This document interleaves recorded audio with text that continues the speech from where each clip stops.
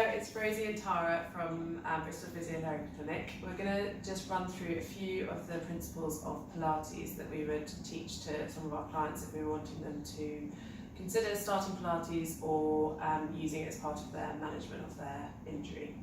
So we always start with the feet.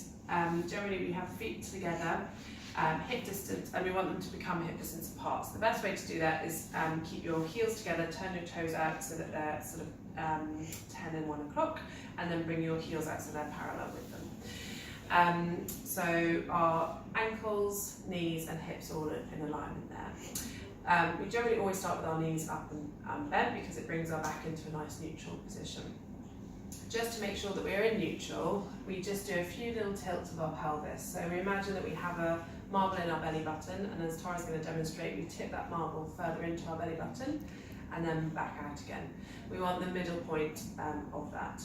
Once you've found it, you maintain that position. Then we're going to just gently engage our pelvic floor, and the best way to think about that is imagining a zip from your back tailbone all the way through to your pubic bone, and you just gently draw that zip on and up. Once that's engaged, we then work through the next few principles, which are from the ribs upwards. Those are the most important things to remember, so if you forget everything else during the movement, then don't worry.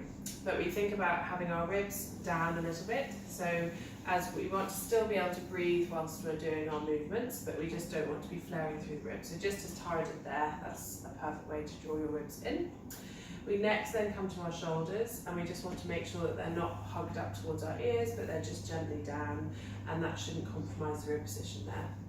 Finally, we want to imagine that our neck is in a neutral alignment, so imagine sliding your head on a glossy magazine.